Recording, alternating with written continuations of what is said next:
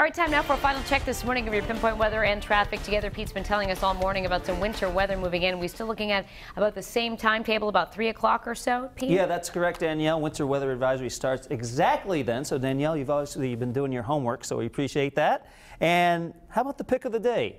Stefan Crowley. Beautiful shot here of a bird which appears to have caught a meal, some sort of insect in its mouth there. If you want to enter the Pick of the Day contest, you can always send that to pickoftheday@WPRI.com. All right, back to the weather, and you can see that the winter weather advisory extends until 10 o'clock tomorrow morning. Now, this is not because it's snowing the whole time. In fact, by midnight, most of us changing over to rain. Live Pinpoint Doppler 12 not showing any precipitation right now. However, that changes by around 4 or 5 o'clock. By 3 o'clock, increasing clouds. You could see some light snow developing.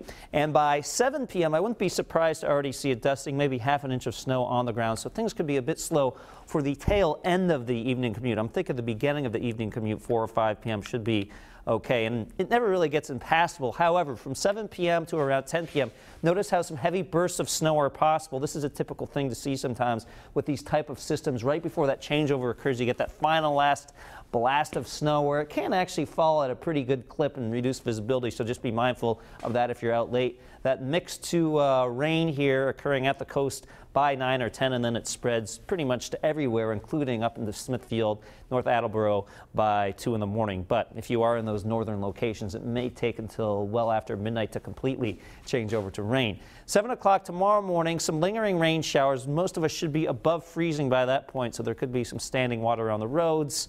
Any drains which are clogged, will prevent the water from trying to get off of the roads. A cold view once again. We see a frozen or mostly frozen Providence River with blue skies, so at least we have the sunshine this morning. Temperatures 18. It feels like 9 with the wind chill.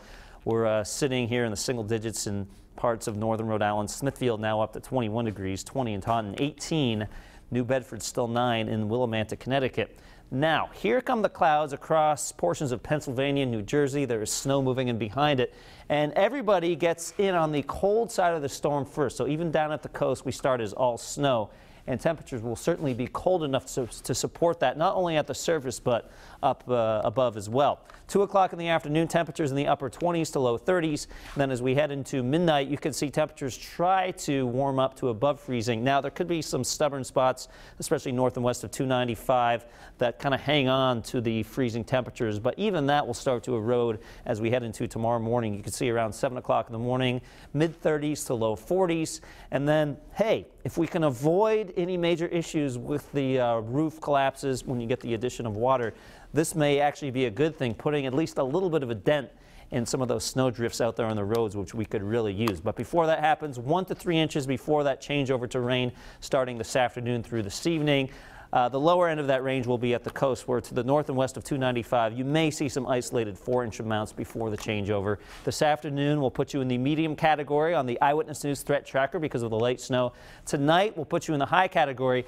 Really briefly here on Thursday, my early call would be 3 to 6 inches, but this is just a potential amount. Some spots could go below this. Other spots could be a little bit above that. We'll just have to look at more information as we track this and end up putting in our final snow accumulation map. You can see it's cold on Friday, highs only in the 20s. You can always take the forecast with you. Apps for your iPhone, your Android phone over on WPRI.com. Now let's get you out to Gina Brown with Jam Cam Traffic.